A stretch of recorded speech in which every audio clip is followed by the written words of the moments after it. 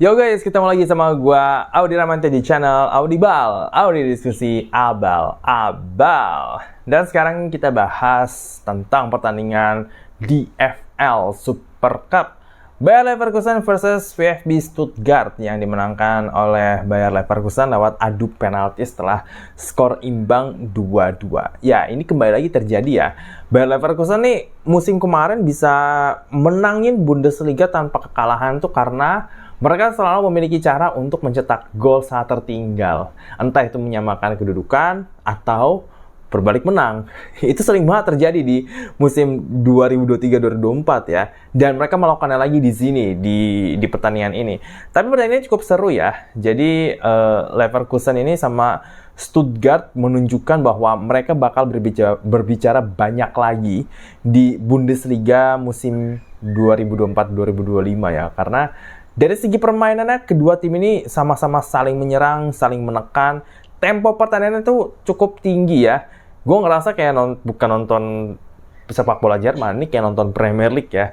Karena ini seru banget loh, pertandingan Leverkusen lawan Stuttgart ini. Bahkan menurut gue lebih seru dibandingin pertandingan pertama di Premier League.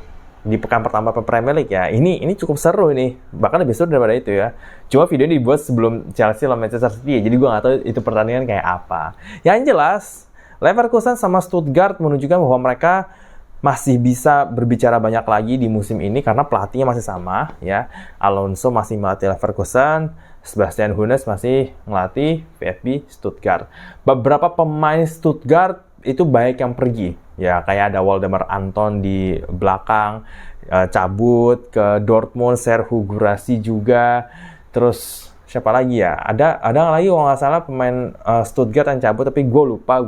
Yang gue inget sih si Anton sama Guirassy ya, tapi dua ini pemain penting nih, Anton sama Guirassy. Anton tuh kunci kokohnya lini pertahanan Stuttgart di musim kemarin tuh karena ada dia. Dia tuh kapten di timnya Stuttgart yang di musim kemarin.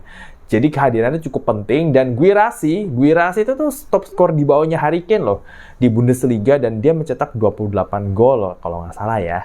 Yang jelas golnya banyak. Jadi pemain kunci juga di lini depannya Stuttgart. Makanya si Stuttgart beli Demirovic dan ngepermanenin Deniz Undav dari Brighton ini ya. Pergerakannya cukup oke ya, tapi kita nggak tahu. Gue tahu Demirovic ini ya, dia pemain FC Augsburg, dan gue sih nggak terlalu convincing ya sama si Demirovic ini ya. Gue udah pernah ngeliat dia main di Augsburg, jadi nggak begitu spesial sih kalau menurut gue ya, nggak begitu spesial, biasa aja. Tapi mana tahu dia ternyata cocok di Stuttgart ya. Guirassy kan waktu pertama kali datang ke Stuttgart juga nggak yang tajam-tajam amat kan. Jadi ya kita lihat aja ya. Tapi di pertandingan ini sih dia nggak terlalu banyak berbicara ya si Demirovic ini.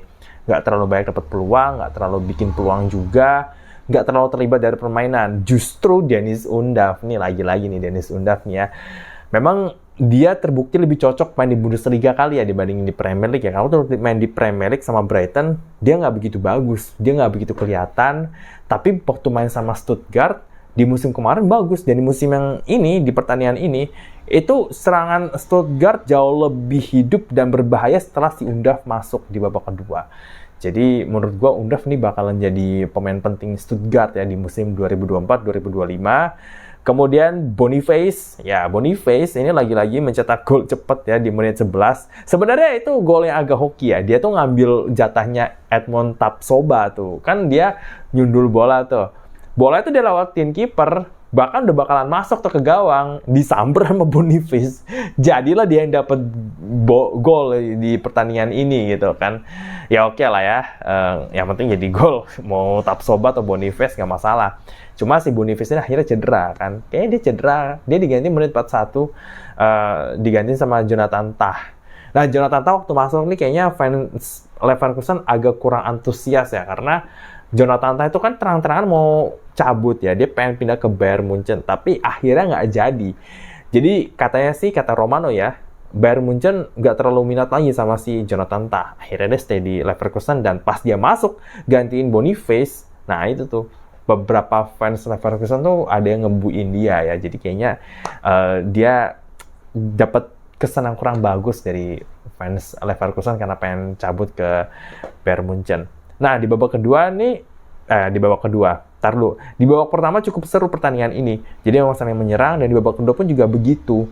Di babak kedua juga intensitas cukup tinggi, bahkan lebih tinggi karena sering ribut. Ya, jadi sering berantem. Jarang-jarang loh gue nonton Bundesliga pemainnya baik yang berantem gitu. Biasa kan di Premier League ya, atau di Serie A ya, Bundesliga itu nggak terlalu gitu-gitu banget, tapi ini panas banget pertandingan ini ya, jadi ini cukup seru. Dan akhirnya tadi Undav cetak gol di menit ke-63. Di situ Stuttgart sebenarnya udah megang kendali pertandingan ya. Leverkusen tuh agak susah menembus pertahanannya Stuttgart. Jadi mereka tuh memang bertahan rapet banget. Sampai akhirnya Patrick Schick itu memanfaatkan celah kecil di area kotak penalti. Para pemain Stuttgart tuh berpikir bahwa Schick ini kena offside. Tapi ternyata enggak, dia enggak kena offside, dan akhirnya dia bisa cetak gol lewat kaki kirinya ya. Jadi memang Leverkusen ini salah satu kekuatan itu ada di depan kan ya. Mereka punya Boniface, mereka punya Patrick Schick, dua center forward yang memang tajam, dan di belakang masih ada Florian Wirtz sama Adli sama Xhaka juga, dan ada Aleix Garcia nih dari Girona, dan dia main cukup bagus nih Aleix Garcia nih ya, secara umpan, delivery bola dan segala macam. Dia kayaknya bakal bersaing ketat di lini tengah nih barengan sama Xhaka, Robert Andrich ya kan. Dan ada Terrier juga. Nah, Terrier ini yang mainnya agak jelek nih. Ini kan pemain baru ya, dari Stade Reims kalau nggak salah. Nggak gitu bagus nih si Terrier ini ya. Kayaknya dia belum dapat ritmenya dia. Mungkin kita lihat aja di beberapa pertandingan ke depannya dia bisa beradaptasi atau enggak. Cuma kelihatan Terrier ini masih belum dapat ritmenya sama Leverkusen.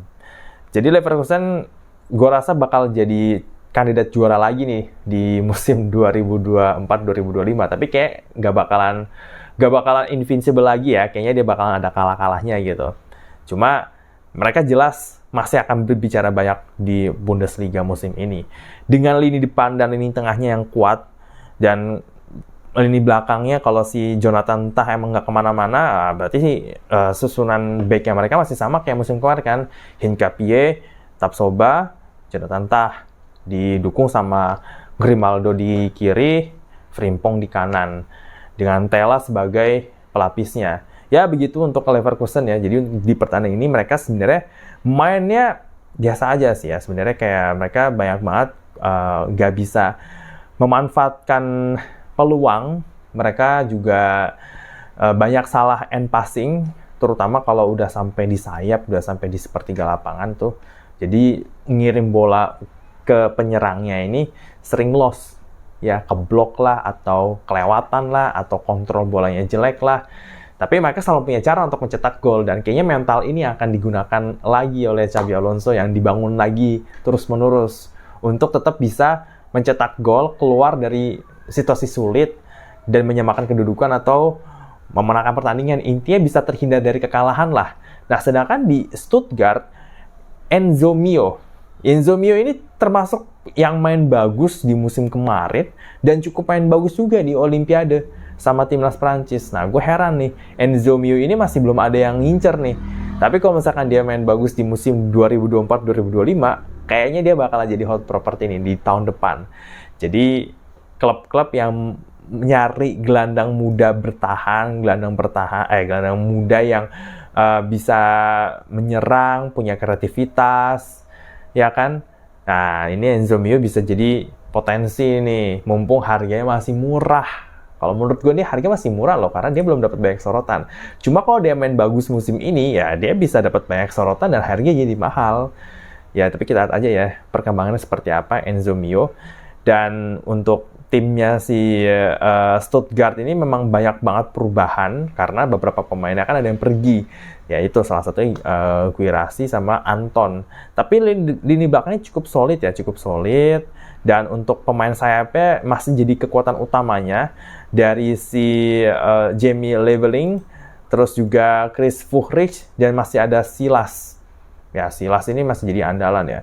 Kelihatan dia masih punya kecepatan. Jadi gue rasa Silas ini bakal jadi pemain kunci lagi di Stuttgart musim 2024-2025 barengan sama Deniz Undav dan juga Enzo Mio.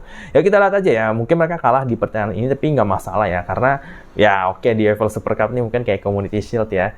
Tapi yang jelas Stuttgart itu masih akan berbicara banyak di musim 2024-2025. At least di Bundesliga ya, kita nggak tahu di Champions League kayak apa mereka nanti. Cuma yang jelas di Bundesliga mereka tetap akan menjadi ancaman untuk tim-tim besar kayak Bayern Munchen, Borussia Dortmund, Leverkusen, RB Leipzig. Stuttgart akan menunjukkan kembali tajinya dan mengembalikan martabat serta hakikatnya sebagai salah satu klub besar Jerman. Oke, itu aja untuk review di Bayer Leverkusen versus VfB Stuttgart. Kalau misalkan lu punya komentar mengenai Bundesliga di musim ini 2024-2025 bisa tulis di kolom komentar. Share video ini ke teman-teman lu, WhatsApp, grup Telegram, grup Line, semuanya, media sosial, share semuanya ke sana. Oke? Dan juga subscribe channel Audible. Nyalain loncengnya. Jadi kalau gue update video baru, lo bisa dapat update-nya atau notifikasinya. Dan kita ketemu lagi di video selanjutnya. Gue Dara Mentio. Ciao, ciao.